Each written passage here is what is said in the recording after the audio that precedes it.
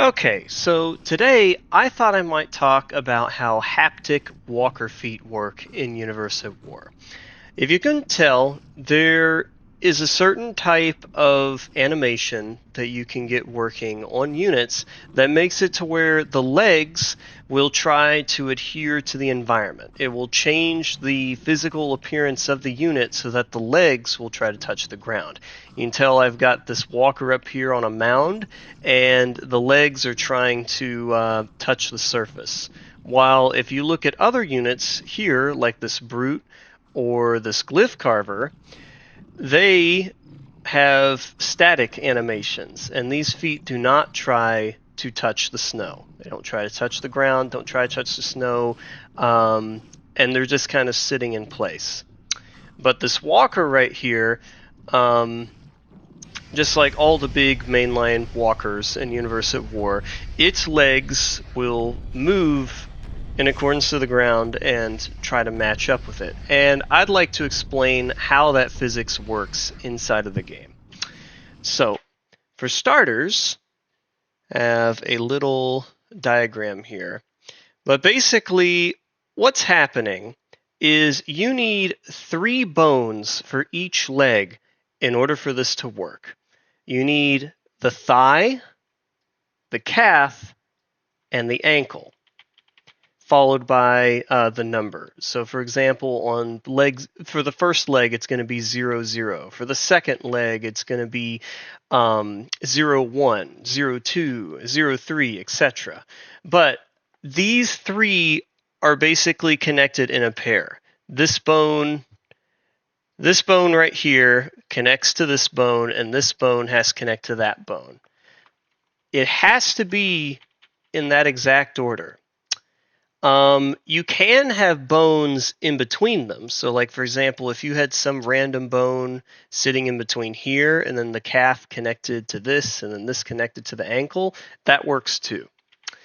But generally speaking, the bones have to connect to each other like this. That's how the physics works.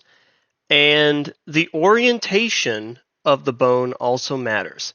The pivot point has to be set up to where the x-axis is lined up with the leg itself, which is the red arrow, and the blue arrow needs to be facing the direction that you expect the leg to bend in.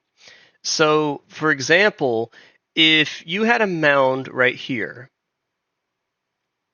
okay, and you wanted the leg to be able to move up in order to go around the mound, this blue arrow needs to be facing the direction that you want the leg to be able to move in order to get out of the way. If this thing was like moved over to the side, okay, the leg is going to twist to the side in order to avoid that mound. But also, in terms of like how the legs function, they will always try to like cramp up so that this point is able to touch the rock. It doesn't matter where exactly it is, it's just going to do it. And if it's too far away, the leg is going to straighten up, trying to reach the bottom. That's basically what the leg physics do. I've tried messing around with different XML parameters and haven't really gotten it to make any like restrictions. I'm sure that there are some restrictions out there, maybe, but generally this is just how the leg physics work in general and what exactly is going on. Now, I have a walker here. This is a whittled down version with no weapons and no hard points that I have configured and set up for the purpose of showing this off in a demo. And really, we're just here to focus on the legs. And basically, this is what it looks like when you configure the legs to work with the animations. What happens is you have this bone right here, which is your thigh, and you can tell that we have the pivot point on. So if we check the pivot point, the blue arrow is facing up and the red arrow is facing out.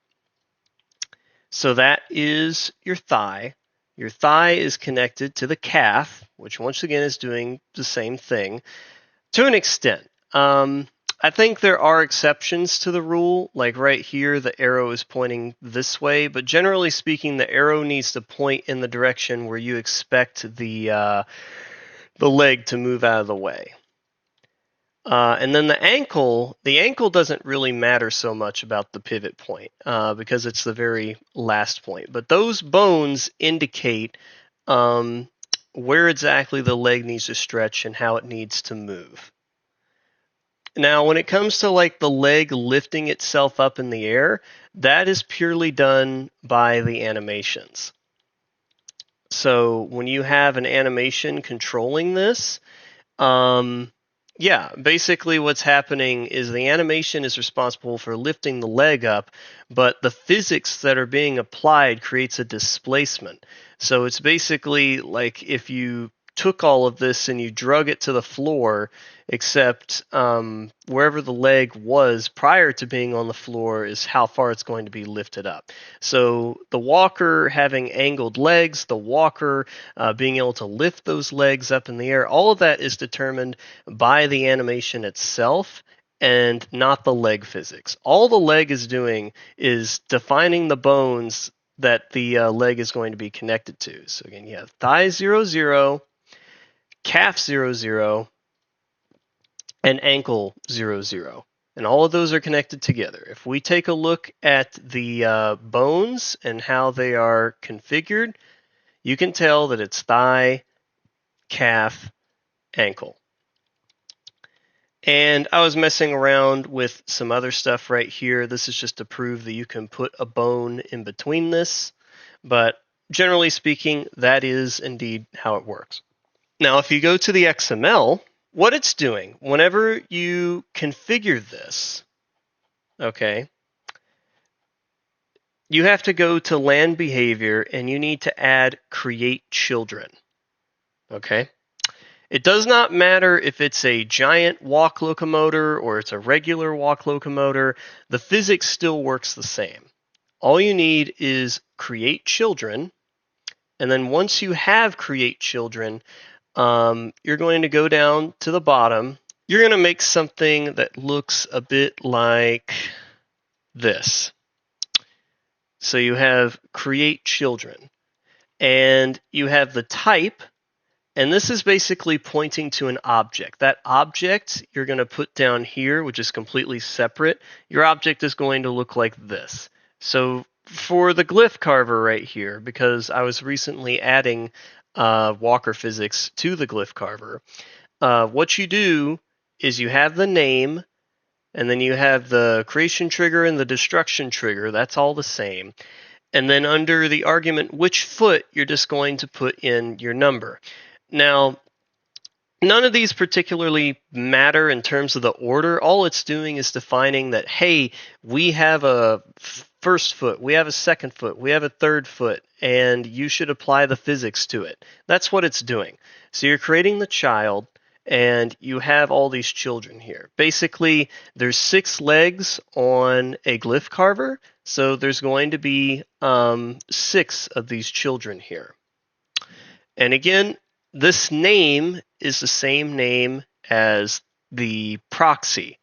This is an object that spawns, and it has the foot IK and foot obstacle land behaviors, and this is necessary in order to make it work.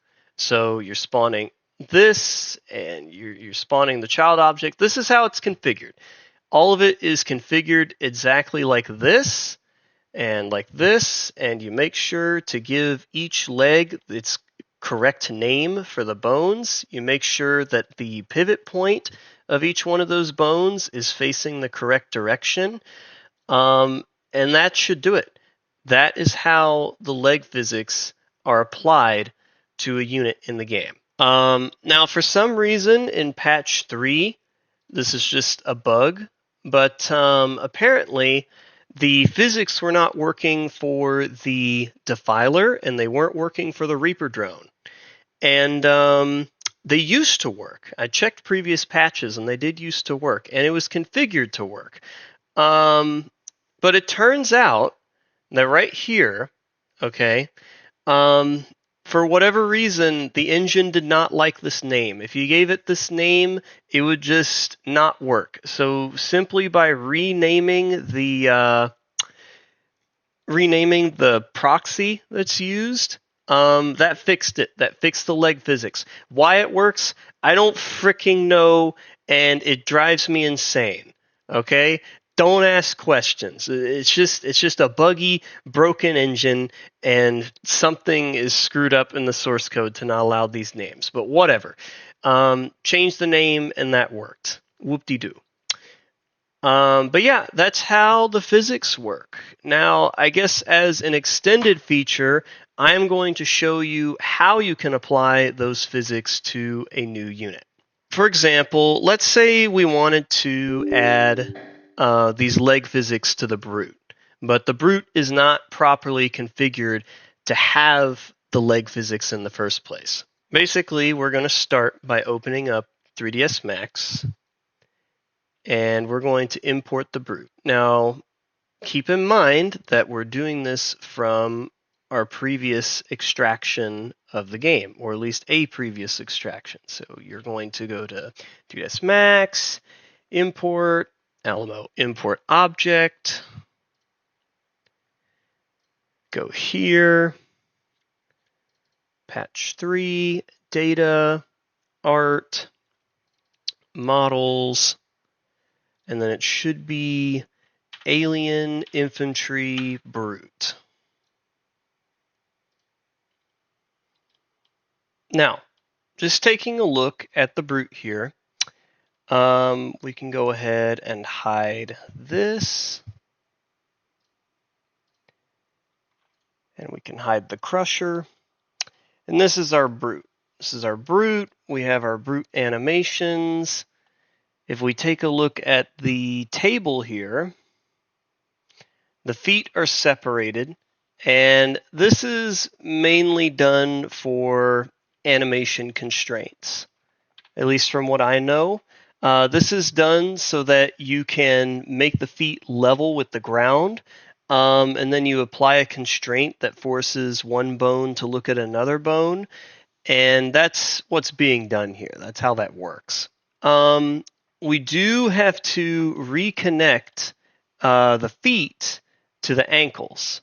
And then we have to apply sort of a constraint, and then we have to reanimate the positions of these feet. But let's say, for example, you have these legs here, and the legs don't have the correct names, okay? So you have B thigh R, but we'd probably want, in order for that to work, it'd need to be thigh 00 or thigh 01, or whichever you choose. So this would be your thigh, this would be your calf right here, and down there would be your ankle. So in order to do this, you normally want to put them back into T-pose mode, and we want to examine this. It's kind of laggy when you click on the mesh and you have this open and it pulls up like all the skin data. So the better thing to do would just be to click off of it like this, and then we can click through these, and you can tell that the pivot isn't even facing the right way. And this is normally a pretty big freaking issue, because if you adjust the pivot point of a bone, you are going to effectively destroy and ruin like all the coordinates of the bones underneath it. And that is not ideal. That's not ideal in the slightest. So there is a trick for getting around this, like for fixing it.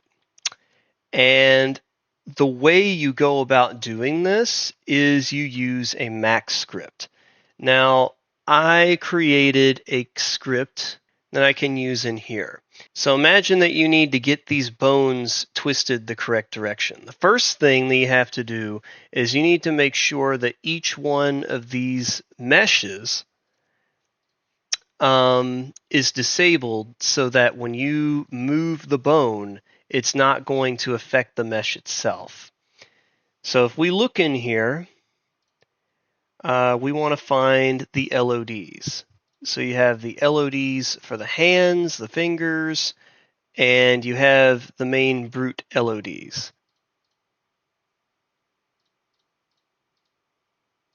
Yep, so we have 6 LODs right there. And the way you're going to do this is you're going to click on one and you're going to go to this tab right here.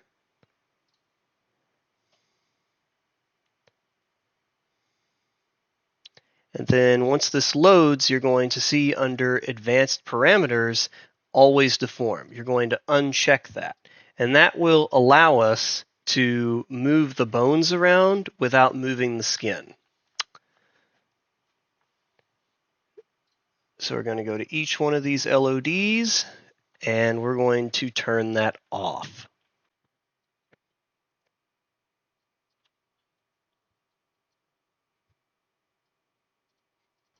Yep, okay, so we have the 5 LODs right there, and that should be good. So now we're going to use the max script in order to move these bones into the correct orientation. So we can go back over here to our hierarchy view so we can view the pivot point of the bone like this. And again, normally what would happen, which I'll show you, is if you decided, oh, I'm just going to rotate this like that, and then everything's going to work. No, do not do this. If you do this, it's going to affect the bone underneath it. It's going to affect the child bone. And then you're going to have this wonky displacement. So you can tell that the leg is just completely broken because you moved that bone when you shouldn't have. And whenever you're making these changes, you should always make these changes on the very first frame of your animation. But what I have done is I have created a max script. And what you can do to activate a max script is you can go up to here, click New Max Script. I'm going to paste it. You can keep this in a text file or you can save it as your own. I'll show you what I made right here. This was made using ChatGPT 5.4 as of the making of this video.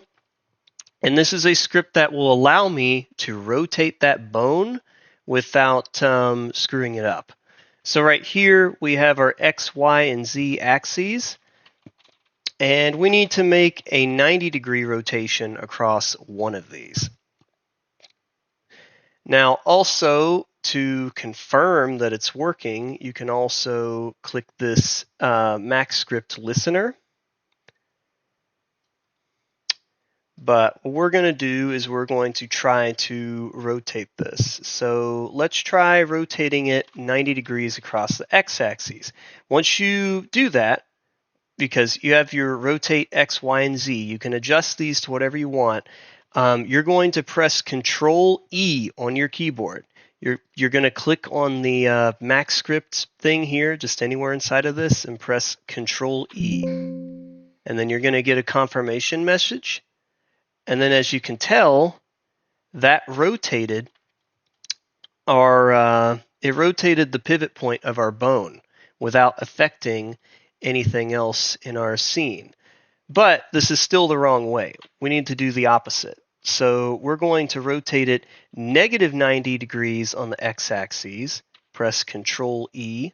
And as you can tell, the bone is now facing the correct direction. So if we scrub through the timeline, since we did that with the script, it actually altered the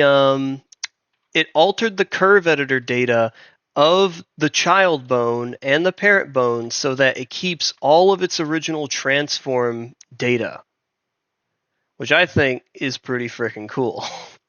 It's amazing what artificial intelligence can do. But you're going to need to do this for the thighs and the ankles in order for this to work. So let's go ahead and do that.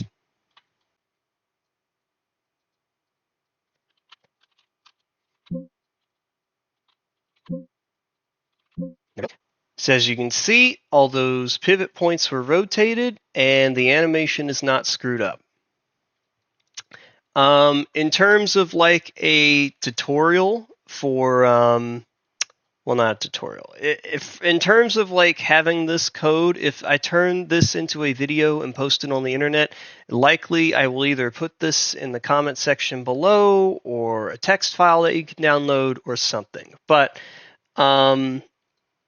yeah, if you don't have access to that and you're looking at this video right now, you can take a look at this and and you can type in all of this nonsense, or get an AI to type it in for you. But this is how you can fix the bones. So after you fix the bones, after you get those rotated the correct way, you might be thinking, okay, well, now what? What do I do? You need to rename the bones correctly. And the other thing is, you need to be mindful of where exactly your ankle bone is going to be, because the ankle bone is what's going to have to touch the ground. Grab the feet here.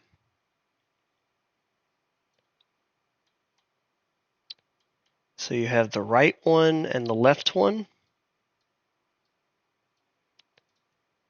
We're going to connect the right foot to the ankle here, the left foot to this ankle.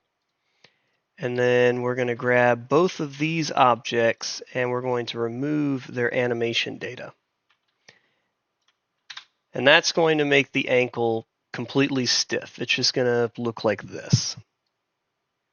But what it's really looking like is the feet would be better candidates for duplicating the bones and calling them ankle, because we can put them directly on the ground.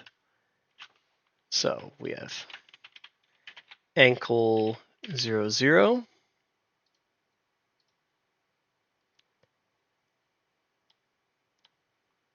Take this, disconnect it.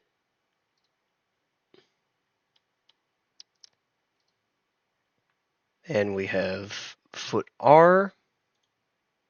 So we're going to clone it. Ankle 0, 1. Disconnect it. And then we'll take both of these and we'll change their Z coordinate to 0. That way it's touching the floor. Then we're going to change the order of these bones so that the foot is connected to the ankle like this. That way the foot kind of moves independently from the joints. And then we'll connect the ankles to the other ankles. And now for the shin, we're gonna rename shin to calf 0, 0 and calf 0, 1.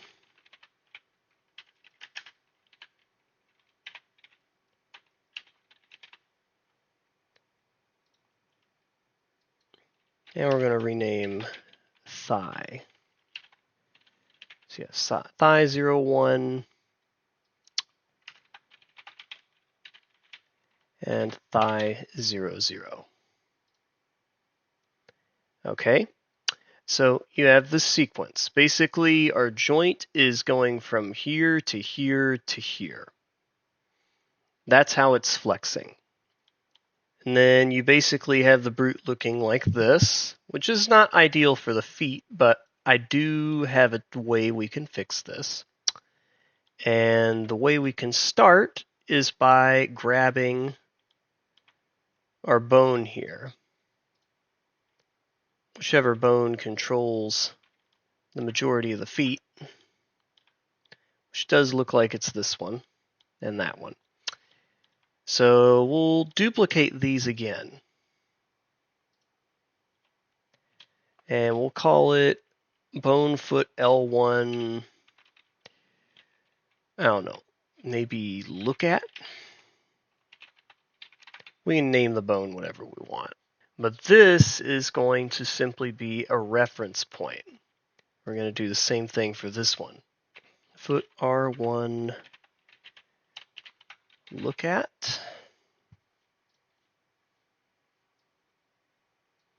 Then we're going to disconnect it and move this to the ground.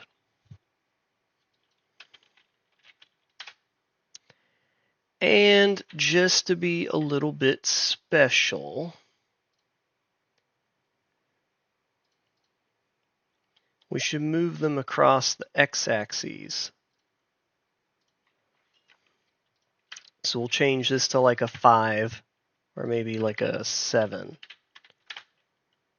We'll change this to a 7. And basically, we're just moving these bones out of the way. Moving them out of the way, and we're putting them on the floor. Now, this might not make sense right now, but it will make sense in a minute. So you see how the foot is twisted like this? Well, what we can do is we can grab our foot bone, and then we can click this animation tab button up here and go to constraints. And then we're going to create an orientation constraint and click on our bone. And what that's going to do is this bone right here is going to have the same orientation as this one.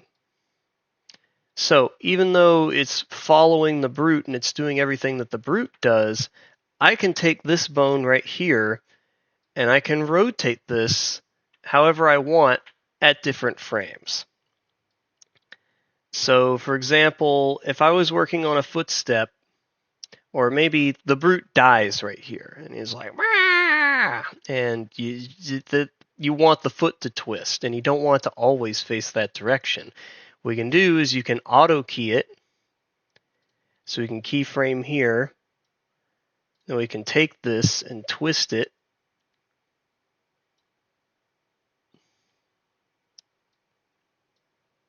Maybe twist again. And then all of a sudden, you have the bone, and the bone can move and do all this other stuff. Now, obviously, I am doing a pretty horrible job of demonstrating that right now, but that's like down the road, where if you are trying to apply this physics and you're wanting to make the leg maneuver and do stuff, you can control this and then you can control the individual toes, but the toes are already animated, so we don't really have to worry about that. You're just worrying about the orientation. But we're going to do that to the other side as well. So we're going to grab this bone, animation, constraints, orientation constraint, and we're going to click on the right one, except you probably don't need to do this right now. You need to do that on the first frame. Animation, constraints, orientation constraint, click this bone. And once again, this foot is going to follow the same rotation as this bone, and that foot is going to follow the same rotation as this bone. Basically just a little animation trick. But for now, let's just keep the feet level. We're not going to animate them or change them or anything. And let's see if we can get this thing looking half decent in the game. So just to double check, we have our ankle bones down here at the bottom, which are connected up here to the calf bones. You can see that the pivot points are in the correct directions, and you have your thigh bone. And that should hypothetically work. So what we're going to do is press File, Export, And we're going to export this to our mod. Now I have a testing mod where I've been butchering a lot of different units and messing with stuff, so we'll just put it in there.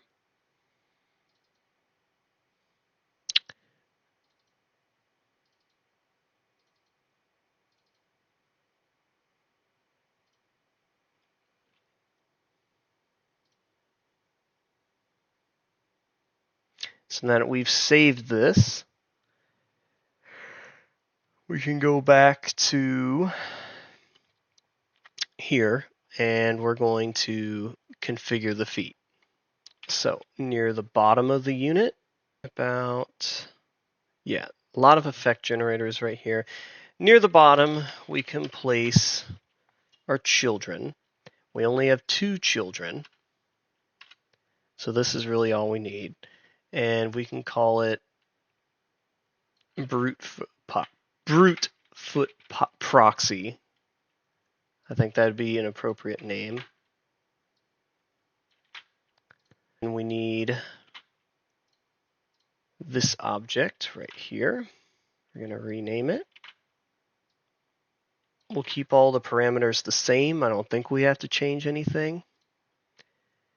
And then if we go back up here, you can find create children, and we can just squeeze that in anywhere. Now, sometimes I think the order can be affected based on where you put stuff, but this is underneath targeting. We might as well put it underneath targeting.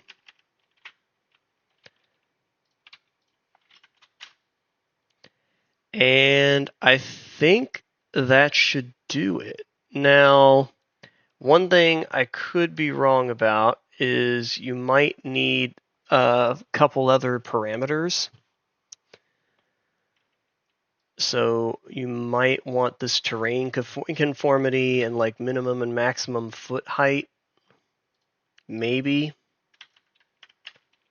I don't know if these are necessary, but they seem to show up for any vehicle that like has walking capabilities with like these types of legs. So I just put it in here anyways, just in case. But we'll save that, and let's see what our brute looks like in the game.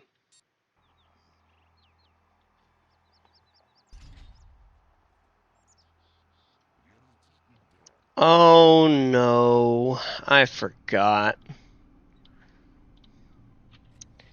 Stupid me, this is the mod that has the broken walker on it.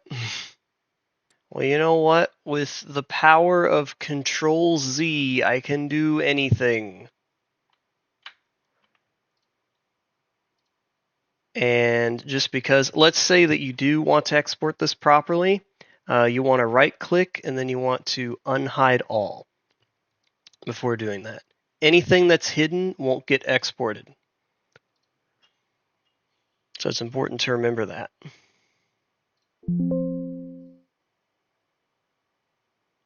So we'll try that again. Alright, so based on the way the feet are moving, the animation has been imported. You can tell because the feet are staying completely straightforward as everywhere he walks. But that's not the point of what we did. The point was for the haptic legs. And as you can tell, even though it does look a little goofy, one leg is stretched out farther than the other. That looks a little less goofy. But yeah, generally speaking, that is how you apply haptic leg physics to a unit in the game.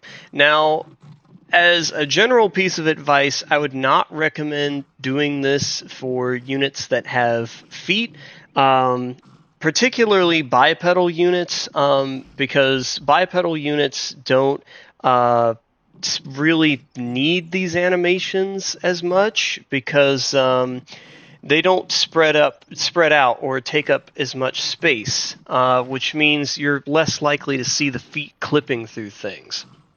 It's really for larger vehicles like this that have more than 2 legs and are spread over a very large distance that you would want to apply this kind of physics to.